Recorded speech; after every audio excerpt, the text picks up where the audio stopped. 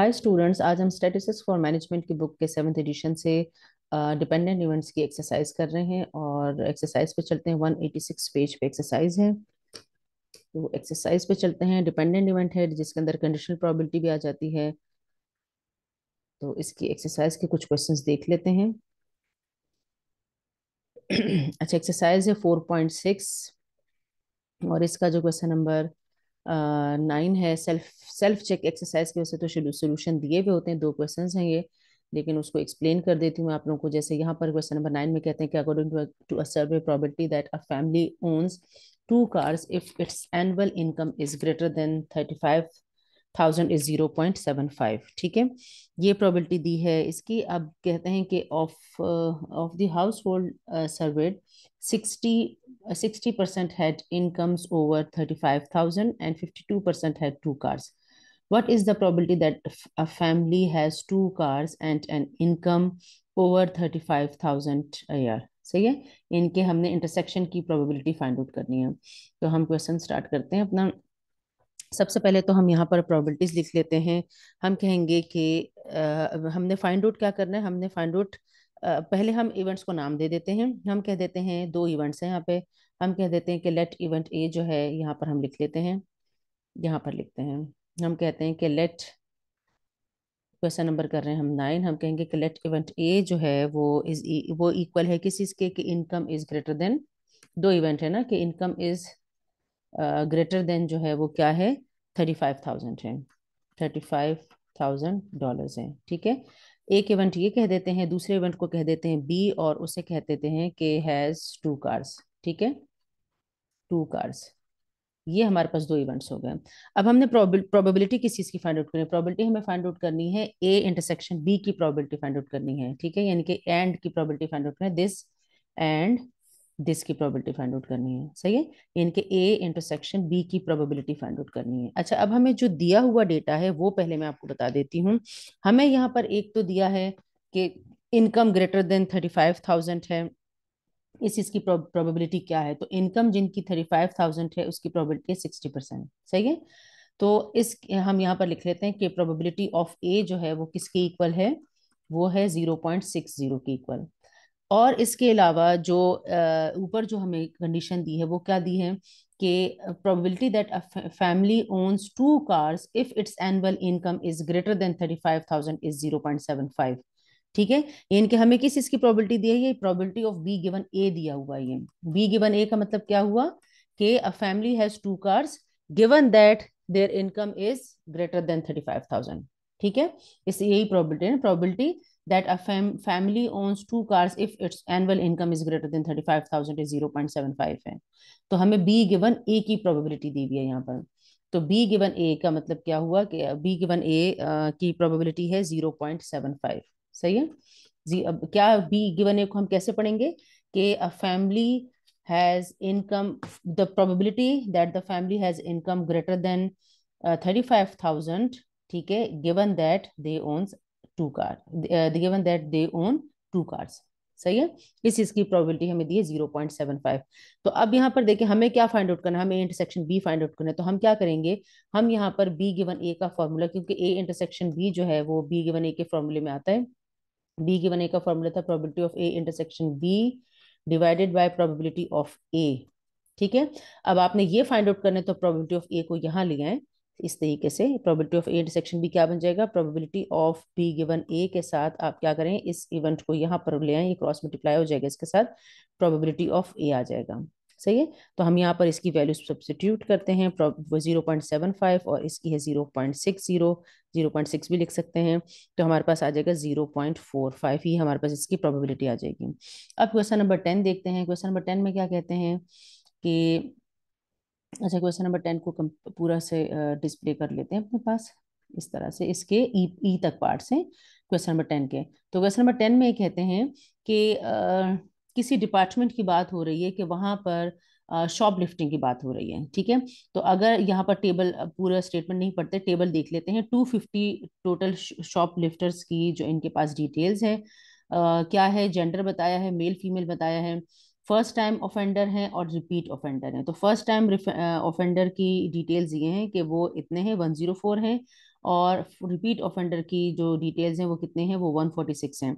और इनके अंदर फिर कैटेगराइजेशन की है मेल एंड फीमेल की। इनके इसका मतलब यह क्या हुआ कि ये जो 60 हैं ये क्या है, मेल हैं, and they are first time offender, सही है।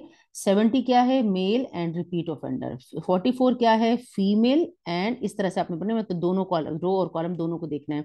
44 फीमेल्स हैं and they are first time offender. इसी तरह से 76 जो है वो क्या है, फीमेल है and they are repeat offender, सही है। और ये इनके टोटल स्ट्रेंथ बताई हुई कि कितने हैं। तो टोटल वैसे इन दोनों का जो सम है ये कितना है, ये 250 है। अब यहाँ पर देखते हैं किस चीज की प्रोबेबिलिटी पूछी है। Assuming that an apprehended shoplifter is chosen at random, find the probability that the shoplifter is male. हमें मेल की प्रोबेबिलिटी फाइंड आउट करनी है। तो मेल की प्रोबेबिलिटी कैसे फाइंड आउट करें, सिर्फ मेल, यानी कि उसके साथ कुछ नहीं बताया हुआ कि वो फर्स्ट टाइम ऑफेंडर है या वो रिपीट ऑफेंडर है। तो ए पार्ट हम कर रहे हैं। ए पार्ट में क्या पूछा है हमसे कि प्रोबेबिलिटी दैट मेल। अच्छा, हम यहाँ पर नाम दे देते हैं, इवेंट्स को नाम दे देते हैं। इसे एम कह देते हैं, इसे एफ कह देते हैं, और इसे हम कह देते हैं फर्स्ट टाइम ऑफेंडर को हम कह देते हैं कि ये एफ के इक्वल है। अच्छा, हमने इसको भी एफ कह दिया है, तो हम इसको कह देंगे, इसे रिपीट ऑफेंडर कह देते हैं, और इसे भी कोई नाम दे देंगे जब आएगा। अच्छा, अभी हम कह देते हैं प्रोबेबिलिटी ऑफ मेल कह देते हैं। प्रोबेबिलिटी ऑफ मेल का मतलब क्या हुआ कि total number of outcomes in the event, यानी कि number of outcomes of male divided by number of outcomes in the sample space. तो मेल टोटल कितने हैं, यहां से आपने देखना है कि टोटल मेल कितने हैं। ये भी मेल हैं और ये भी मेल हैं। इन्होंने कोई बात नहीं की कि इधर they are first time offender और रिपीट ऑफेंडर है। इन्होंने सिर्फ मेल की प्रोबेबिलिटी फाइंड आउट करने को कहा। तो टोटल मेल हम देखेंगे, इनके 60 प्लस 70 से जो मेल हमारे पास आएंगे, तो ये हमारे पास आ जाएगा। यहाँ पर हम लिख लेंगे 60, इस तरह से चाहो तो आप पूरा लिख लें, 60 प्लस 70 चाहो आप ऐड करके लिख लें, डिवाइडेड बाय क्या है, total number of outcomes in the event in the sample space, तो वो है 250। तो इससे हमारे पास टोटल वैल्यू आ जाएगी, टोटल प्रोबेबिलिटी आ जाएगी 0.52। ठीक है। इसी तरह से अब बी पार्ट देखते हैं। बी पार्ट में क्या कहते हैं कि अच्छा, ये साथ साथ ही इरेज करते जाते हैं हम। अच्छा, बी पार्ट में कहते हैं कि probability that the shoplifter is a first time offender given that shoplifter is male, यानी कि अब आपने probability फाइंड आउट करनी है किस चीज की, कि वो फर्स्ट टाइम ऑफेंडर है और क्या कर रहा है, फर्स्ट टाइम ऑफेंडर है। अच्छा, ऐसा करते हैं कि फीमेल को हम वुमेन कह देते हैं डब्ल्यू, और फर्स्ट टाइम ऑफेंडर को एफ कह देते हैं। अब थोड़ा सा डिफ्रेंशिएट हो जाएगा ना दोनों में। तो फर्स्ट टाइम ऑफेंडर है and given that the shoplifter is male, यानी कि F given M find out करना है हमने। तो एफ गिवन एम कैसे, फॉर्मूला क्या बनेगा, probability of F intersection M divided by probability of M, ये फॉर्मूला बनेगा। तो इस फॉर्मूले के अकॉर्डिंगली हमारे पास क्या वैल्यू आएगी, probability of F intersection M. F intersection M में जितने नंबर ऑफ आउटकम्स हैं, एफ इंटरसेक्शन एम का मतलब कि they are first time offender and male. तो male and first time offender कितने हैं, 60 हैं ये, सही है। तो हम लिखेंगे 60 अपॉन 250। प्रोबेबिलिटी पूरी फाइंड आउट करनी है ना इसकी, तो प्रोबेबिलिटी कितनी होगी, 60 अपॉन 260, तो प्रोबेबिलिटी नहीं होती, 60 अपॉन 250, ठीक है। यानी कि total number of outcomes in the event divided by probability of M है। तो प्रोबेबिलिटी ऑफ एम क्या थी, प्रोबेबिलिटी ऑफ एम है टोटल मेल जो थे। तो टोटल मेल हमारे पास कितने बन रहे थे, 130 बन रहे थे 60 प्लस 70 से। तो 130 डिवाइडेड बाय 250, ठीक है। तो इसे जब आप सिंप्लीफाई कर लेंगे तो आपके पास आ जाएगा 0.462, 0.462, ठीक है। ये हमारे पास इसकी प्रोबेबिलिटी आ जाएगी। इसके बाद हम देखते हैं नेक्स्ट पार्ट, देखते हैं सी पार्ट देख लेते हैं। इसका सी पार्ट में क्या कहते हैं, the probability that the shoplifter is male given that the shoplifter is repeat offender, ठीक है। तो हम यहाँ पर कर लेते हैं इसको, सी पार्ट को इस तरह से। क्या फाइंड आउट करना है, शॉपलिफ्टर इज फीमेल, यानी कि हमने प्रोबेबिलिटी फाइंड आउट करनी है, प्रोबेबिलिटी फाइंड आउट करनी है कि वो फीमेल है। फीमेल को हमने डब्ल्यू से रिप्रेजेंट किया है। और क्या है, given that the shoplifter is repeat offender, और ये रिपीट ऑफेंडर है। रिपीट ऑफेंडर को मैं आर कह रही हूँ। तो डब्ल्यू गिवन आर का मतलब यह हुआ कि we have to find out probability of W intersection R divided by probability of R, ठीक है। तो probability of W intersection R, W intersection R mean कि वो फीमेल है एंड रिपीट ऑफेंडर है, तो female and repeat offender is 76।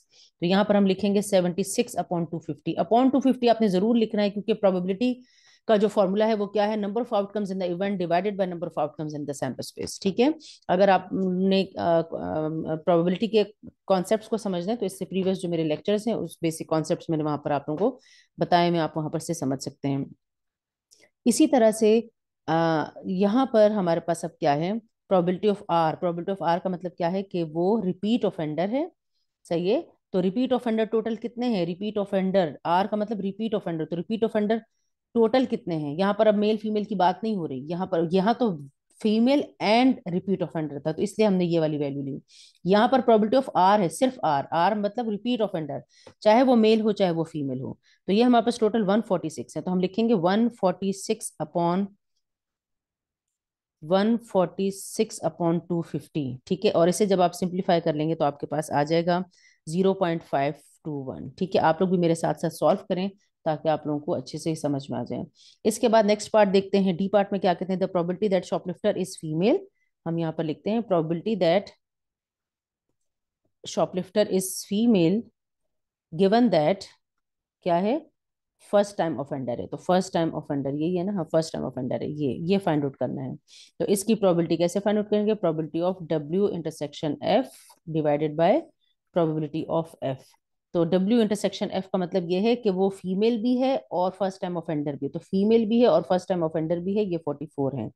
तो 44 upon 250 यानी कि number of outcomes in the event divided by number of outcomes in the sample space divided by नीचे है probability of F. Probability of F means के probability of first time offender, first time offender की सिर्फ बात हो रही है, यहाँ पर कोई कंडीशन साथ नहीं लगेगा कि और क्या है इसके साथ। फर्स्ट टाइम ऑफेंडर ये सब हैं, 104 है फर्स्ट टाइम ऑफेंडर, तो 104 डिवाइडेड बाय 250, इससे हमारे पास जो वैल्यू आएगी वो आएगी 0.423। ठीक है, अब डी पार्ट में क्या कहते हैं, डी पार्ट में कहते हैं, ई पार्ट में सॉरी, ई पार्ट में कहते हैं कि the probability that the shop lifter is both male and repeat offender, यानी कि हमने प्रोबेबिलिटी फाइंड आउट करनी किस चीज की, कि वो मेल है एंड रिपीट ऑफेंडर है ये।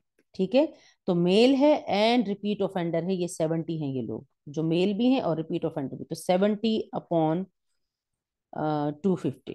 ठीक है, तो इससे हमारे पास वैल्यू आएगी 0.2 क्या वैल्यू मैंने लिखी है पता नहीं, 230 है शायद, आप लोग कैलकुलेट करके देख लीजिएगा। तो ये हमारे पास आ जाएगी इसकी वैल्यू। अब हम बाकी क्वेश्चंस देखते हैं, बाकी क्वेश्चंस में फर्स्ट क्वेश्चन देखते हैं पहले, बेसिक कॉन्सेप्ट्स के जो क्वेश्चन है। अच्छा, फर्स्ट क्वेश्चन जो है इसका क्वेश्चन नंबर 24.32, इसमें क्या कहते हैं कि टू इवेंट्स हैं A and B statistically dependent हैं, if probability of A given है, बी गिवन है, ए और बी गिवन है, और find the probability that neither A nor B will occur. Neither A nor B will occur का मतलब क्या हुआ कि ए और बी का के ऊपर कॉम्प्लीमेंट लग जाएगा, नीदर लग गया ना, मतलब उसका ऑपोजिट है। ठीक है, यानी कि हमने क्या फाइंड आउट करना है, ए पार्ट में हमने फाइंड आउट करना है प्रोबेबिलिटी ऑफ ए और बी का कॉम्प्लीमेंट, नीदर ए और बी है। तो ए और बी का मतलब होता है ईदर ए और बी, तो नीदर है तो हमने इसका कॉम्प्लीमेंट, इसका ऑपोजिट हो, कॉम्प्लीमेंट्री इवेंट आ गया। ठीक है, तो हम यहाँ पर करेंगे 1 - यहाँ पर हमारे पास फॉर्मूला हम लगाएंगे इसका कॉम्प्लीमेंट्री इवेंट का, 1 - प्रोबेबिलिटी ऑफ ए और बी हम लगाएंगे, ए और बी को हम ए यूनियन बी भी कह सकते हैं। ठीक है, तो ए और बी की प्रोबेबिलिटी दी है वो है 0.47, तो हमारे पास टोटल वैल्यू इसकी आ जाएगी प्रोबेबिलिटी की 0.53। अब बी पार्ट इसका देखते हैं, बी पार्ट में क्या कहा है कि both A and B will occur. Both A and B will occur का मतलब ये हुआ कि हमने प्रोबेबिलिटी फाइंड आउट करनी है इस चीज की, यहाँ पर लिख लेते हैं बी पार्ट का प्रोबेबिलिटी और दैट, यहाँ पर चलिए यहाँ लिखते हैं probability that A and B both will occur, यानी कि इंटरसेक्शन की प्रोबेबिलिटी फाइंड आउट करनी। अच्छा, अब जब इंटरसेक्शन की प्रोबेबिलिटी फाइंड आउट करनी है, हमारे पास इंटरसेक्शन के लिए फाइंड आउट करने का क्या मेथड है, अगर इवेंट्स डिपेंडेंट है, हम क्या अभी हमने किया था कि probability of B given A into probability of A, इस तरीके से हम फाइंड आउट करेंगे। लेकिन यहाँ पर चूंकि अब हमारे पास गिवन की प्रोबेबिलिटी नहीं है, कंडीशनल प्रोबेबिलिटी गिवन ही नहीं है, और ना ही इसके अलावा कोई डेटा दिया हुआ है, तो हम नहीं फाइंड आउट कर सकते हैं। तो हम, और लेकिन हमें चूंकि और की प्रोबेबिलिटी दी है, यानी कि एडिटिव रूल के थ्रू हम ये A intersection B find out कर सकते हैं, क्योंकि एडिटिव रूल में हमने पढ़ा था कि अगर इवेंट्स जो है वो म्यूचुअली एक्सक्लूसिव है, तो अगर इवेंट्स जो वो नॉट म्यूचुअली एक्सक्लूसिव हैं, तो हम क्या करते हैं कि probability of A not mutually exclusive होंगे तभी तो ए इंटरसेक्शन बी की प्रोबेबिलिटी फाइंड आउट करने का है ना। और वैसे भी डिपेंडेंट इवेंट्स भी हैं, तो हम क्या करेंगे, प्रोबेबिलिटी दैट ए, फॉर्मूला पहले लिख के मैं आपको दिखा देती हूँ ए और बी का। ए और बी का अगर वो इवेंट्स जो है वो नॉट म्यूचुअली एक्सक्लूसिव होते हैं तो फॉर्मूला बनता है probability of A plus probability of B minus probability of A intersection B. ठीक है, म्यूचुअल एक्सक्लूसिव हो या ना हो दोनों केसेस में यही फॉर्मूला होता है, लेकिन अगर म्यूचुअल एक्सक्लूसिव होते हैं तो इंटरसेक्शन बी जीरो आ जाता है। ठीक है, तो हम यहाँ पर क्या करेंगे, probability of A intersection B, चूंकि मुझे फाइंड आउट करना है, इसको इक्वल के इस साइड पर ले आए और इसको इक्वल के दूसरी साइड पर ले जाए, तो यहाँ पर फॉर्मूला बन जाएगा probability of A intersection B is equal to probability of A plus probability of B minus probability of A और बी। तो ये फॉर्मूला हम यहाँ पर लगाएंगे।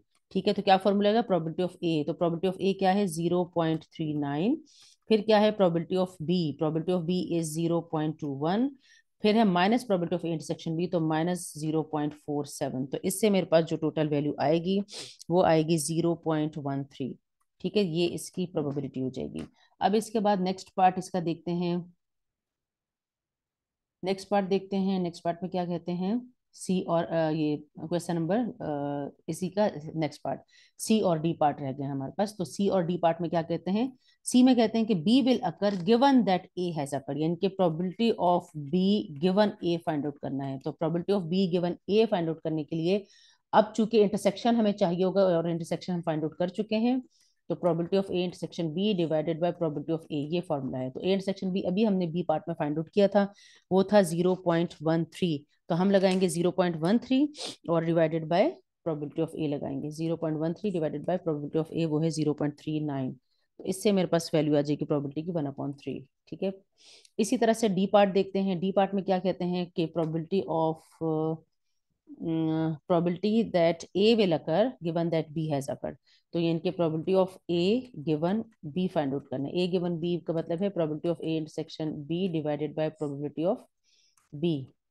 ठीक है, अब ए इंटरसेक्शन बी की प्रोबेबिलिटी 0.13 आई थी और बी की प्रोबेबिलिटी है 0.21 है, आई थिंक पीछे पेज पे लिखी हुई थी, देख लीजिएगा आप लोग, और इससे मेरे पास आ जाएगा 13/21। सही है, ये हमारे पास हो गया इसका डी पार्ट। अब हम देखते हैं नेक्स्ट पार्ट इसका, 33 नंबर क्वेश्चन देखते हैं। 33 नंबर क्वेश्चन में भी प्रोबेबिलिटीज बताई हैं, ए की बताई है, बी की बताई है, सी की बताई है प्रोबेबिलिटी, ए सी की प्रोबेबिलिटी बताई। ए सी का मतलब ये है कि probability of A intersection B, joint events होते हैं ये। ठीक है, इनकी probability of A intersection C है ये, ए सी का मतलब ये है, बी गिवन सी है, और इसी तरह से कहा है कि find the following probabilities, probability of A intersection C find out करने को कहा है। तो ए इंटरसेक्शन सी, अब फॉर्मूलाज देखते रहते हैं और यहाँ से डेटा हम देखते रहेंगे कि क्या कौन कौन सी वैल्यूज हमें पता है, देख लेते हैं हम। Probability of A intersection C, A given C find out करना है, तो probability of A given C का मतलब है probability of A intersection C, तो ए सी हमें गिवन है, divided by probability of C. Probability of A intersection C क्या है, वो है 1/7, तो यहाँ हम लगाएंगे 1/7। ठीक है, डिवाइडेड बाय प्रोबेबिलिटी ऑफ सी है 1/3, 1/3। ठीक है, तो हमारे पास इसकी जो प्रोबेबिलिटी आएगी वो क्या आएगी, 3/7 आ जाएगी। ठीक है, इसी तरह से अब नेक्स्ट पार्ट की देखते हैं। नेक्स्ट पार्ट में क्या क्या, probability of C given A, बिल्कुल ऐसे ही probability of C given A के लिए हम करेंगे कि probability of A intersection C आएगा ऊपर, तो ए इंटरसेक्शन सी इज क्या है, ए इंटरसेक्शन सी इज 1/7 और divided by probability of A is 3/14, 3/14। इसे जब आप सिंप्लीफाई कर लेंगे तो आपके पास आ जाएगा 3/14 है कि 1/14 है, क्या आएगी, सी की प्रोबेबिलिटी है, ए की प्रोबेबिलिटी है 3/14। ठीक है, 3/14 है, तो हमारे पास इसका जो आंसर आ जाएगा वो आई थिंक 2/3 आएगा, आप लोग देख लीजिएगा सॉल्व करके। अच्छा, इसके बाद प्रोबेबिलिटी ऑफ नेक्स्ट देखते हैं बी गिवन सी की, बी गिवन सी नहीं, बी सी की प्रोबेबिलिटी फाइंड आउट करनी है। बी सी की प्रोबेबिलिटी फाइंड आउट करनी है, इसका मतलब ये है कि मुझे प्रोबेबिलिटी फाइंड आउट करनी है बी इंटरसेक्शन सी की प्रोबेबिलिटी फाइंड आउट करनी है। तो बी इंटरसेक्शन बी सी की प्रोबेबिलिटी बिल्कुल ऐसे ही हम फाइंड आउट करेंगे जैसे हमारे पास अगर फॉर्मूला होता probability of B given C, तो बी गिवन सी में हमारे पास क्या बनता है, probability of B intersection C divided by probability of C. तो बी इंटरसेक्शन सी हमें फाइंड आउट करना है, प्रोबेबिलिटी ऑफ सी को यहाँ मल्टीप्लाई कर दें, तो फॉर्मूला यहाँ पर बन जाएगा probability of B given C into probability of C. तो यहाँ पर मेरे पास वैल्यू आएगी, बी गिवन सी की वैल्यू है 5/12, 5/12 21 है, सॉरी 5/21, और मल्टीप्लाई बाय सी की प्रोबेबिलिटी है 1/3। तो आपके पास इसका आंसर आ जाएगा 5/63। नेक्स्ट पार्ट देखते हैं। नेक्स्ट पार्ट में क्या कहा है, probability of C given B. C given B का मतलब है probability of C given B is probability of B C intersection B. तो सी इंटरसेक्शन बी की प्रोबेबिलिटी दी है, बी सी की प्रोबेबिलिटी देखते हैं दी है या नहीं दी। हाँ, बी सी की अभी हमने फाइंड आउट की थी, ठीक है। तो वो प्रोबेबिलिटी आई थी 5/63, तो हम लगाएंगे 5/63 divided by probability of B नीचे आएगा। तो प्रोबेबिलिटी ऑफ बी इज 1/6, 1/6। तो यहाँ से मेरे पास आंसर आ जाएगा 10/21। आप खुद भी सिंप्लीफाई करके जरूर देखें, ठीक है। मेरे साथ साथ सॉल्व करें, कैलकुलेटर अपने पास रखें, नोटबुक अपने पास रखें और मेरे साथ साथ सॉल्व करें। अच्छा, एप्लीकेशंस के कुछ क्वेश्चंस देख लेते हैं, एक दो क्वेश्चंस देख लेते हैं, बाकी आप लोग देख लीजिएगा फिर। अच्छा, फर्स्ट क्वेश्चन देखते हैं, 35 नंबर क्वेश्चन देखते हैं। 35 में क्या कहते हैं कि किसी किचन की बात हो रही है। एट अ सूप किचन जो है, a social worker gathers the following data of those visiting the kitchen, 59% are men, 32% are alcoholic and 21% are male alcoholic. ठीक है, मेल अल्कोहलिक मीन्स के मेल भी है, अल्कोहलिक भी, मतलब इंटरसेक्शन है। What is the probability that, इसे joint probability भी कहते हैं जो इंटरसेक्शन की प्रोबेबिलिटी होती है। What is the probability that a random male visitor to the kitchen is an alcoholic. ये हमने प्रोबेबिलिटी फाइंड आउट करनी है, ठीक है। तो हम यहाँ पर लिख लेते हैं, हम लिखते हैं, अच्छा हमने कोई पार्ट छोड़ तो नहीं था, हमने 34 नंबर क्वेश्चन छोड़ दिया इससे पहले, ठीक है। चलें अब पहले 35 कर लेते हैं, हम ये पढ़ चुके हैं हम पहले, इसके बाद फिर 34 देख लेंगे। अच्छा, 34 में बताना भी है मुझे, ये कंसिस्टेंट का पूछ रहे हैं, तो पहले 35 कर लेते हैं। अच्छा, 35 में अब हमें प्रोबेबिलिटी किस चीज़ की फाइंड आउट करनी है, हमें प्रोबेबिलिटी फाइंड आउट करनी है। मैं 35 वाला कर रही हूँ, प्रोबेबिलिटी मुझे फाइंड आउट करनी है कि अल्कोहलिक है, अल्कोहलिक गिवन मेल का पूछा है, ठीक है, मेल इसका पूछा है मुझसे, ठीक है। इन यहाँ से यहाँ देखें, यहाँ पे बताया कि that a random, what is the probability that a random male visitor to the kitchen is an alcoholic, is an alcoholic, इसकी probability मुझे फाइंड आउट करनी है, और ये गिवन दैट की कंडीशन है। तो हम लगाएंगे यहाँ पर फॉर्मूला, फॉर्मूले के अकॉर्डिंगली मुझे यहाँ पर इसका इंटरसेक्शन, अल्कोहलिक को लेट सपोज मैं ए कह रही हूँ, तो आपने इवेंट्स को नाम जरूर देने हैं। अगर आप ABCD यूज कर रहे हैं तो आपको पहले इवेंट्स को ऊपर डिफाइन करना है, ठीक है, अपनी तरफ से ABCD नहीं यूज करने। तो ए इंटरसेक्शन एम आ जाएगा divided by probability of M, ठीक है। तो यहाँ पर हम इनकी प्रोबेबिलिटीज लगाएंगे, ए इंटरसेक्शन एम यानी कि दो बोथ की प्रोबेबिलिटी यहाँ पर दी हुई है कि मेल भी अल्कोहलिक भी है, वो है 21% यानी कि 0.21 है, divided by probability of male, probability of male is यहाँ दिए 0.59, 59% है ना, तो 0.59 आ जाएगी। तो इससे मेरे पास आंसर आ जाएगा 0.356। इसके बाद अब हम ये 34 वाला क्वेश्चन देख लेते हैं, ये हमसे मिस हो गया था दरम्यान में। 34 वाले क्वेश्चन में क्या कहते हैं कि assume that for two events A and B, probability of A is this, B is this, A given B is equal to probability of A। अच्छा, अगर probability of A given B is equal to probability of A है, तो आपने अगर मेरी independent events के lectures देखे हैं तो मैंने उसमें बताया था कि इंडिपेंडेंट इवेंट्स में जो है probability of A given B probability of A के ही इक्वल होती है, क्योंकि उसमें गिवन की कंडीशन नहीं होती इंडिपेंडेंट इवेंट्स में। तो इस चीज से पता चल रहा है कि A is an independent event and probability of B given A is 0.85। अब देखें, बी के लिए कंडीशनल दी हुई है और ए यानी कि बी डिपेंडेंट दिया हुआ है और ए इंडिपेंडेंट दिया हुआ है। तो फिर आप पूछते हैं कि is this a consistent assignment probabilities, assignment of probabilities explain. तो यहाँ पर ये कंसिस्टेंट नहीं लग रही, ये क्योंकि ये ए इंडिपेंडेंट है और बी डिपेंडेंट। ऐसा नहीं हो सकता कि दो इवेंट्स एक साथ हम कर रहे हैं और उसमें से एक इंडिपेंडेंट है और दूसरा डिपेंडेंट है, ठीक है। लेकिन हमने चूंकि एक्सप्लेन करना है तो हम इसकी एक्सप्लेनेशन के लिए यहाँ पर ऐसा करते हैं कि अब चूंकि ए गिवन बी और बी गिवन ए को हमने एक्सप्लेन करना है ना कि क्या है, तो ए गिवन बी और बी गिवन ए का जो फॉर्मूलाज हैं वो हम लिख लेते हैं। इनके probability of A given B जो है वो इक्वल होता है, किसके इक्वल होता है, वो probability of A intersection B divided by probability of B के, ठीक है। तो इसमें से अगर मैं probability of A intersection B निकाल लूँ तो मेरे पास फॉर्मूला बनेगा, इसे वहां ले जाऊंगी, तो probability of A given B into probability of B. इसी तरह से मैं यहाँ पर क्या करूंगी, ये तो देखिए मुझे फाइंड आउट ही नहीं करना ना, ये probability of A given B मुझे नहीं फाइंड आउट करनी, तो मेरे पास है probability of A given B A के इक्वल है, प्रोबेबिलिटी ऑफ बी भी पता है मुझे, तो मुझे ये भी नहीं फाइंड आउट करना। तो ऐसा करते हैं कि ये फाइंड आउट कर लेते हैं इसमें, क्योंकि ये इसमें भी कॉमन है, और अगर मैं probability of B given A देखूं तो उसमें भी ये कॉमन है, probability of A intersection B आएगा फॉर्मूले में ऊपर, और नीचे आएगा प्रोबेबिलिटी ऑफ ए। तो देखिए ये वाली टर्म दोनों में कॉमन है, तो इसमें से भी अगर मैं ये टर्म निकालती हूँ तो probability of A intersection B is equal to आएगा probability of B given A into probability of A. तो अब ये इन दोनों की वैल्यूज फाइंड आउट कर लेते हैं। तो यहाँ देखें, यहाँ पर अगर मैं वैल्यूज इसकी फाइंड पुट करती हूँ, ए गिवन बी चूंकि ए के ही इक्वल है, A given B is equal to A, तो ए की प्रोबेबिलिटी हम यहाँ लगाएंगे 0.65, तो 0.65 लगाएंगे multiply by probability of B is 0.8, तो 0.8, इससे मेरे पास वैल्यू आ रही है 0.52। अब इसको देखते हैं, अगर तो दोनों से सेम वैल्यू आ गई इसका मतलब है कि कंसिस्टेंट है, अगर दोनों से सेम वैल्यू नहीं है तो इसका मतलब है कि इनकंसिस्टेंट है दोनों इवेंट्स, ठीक है।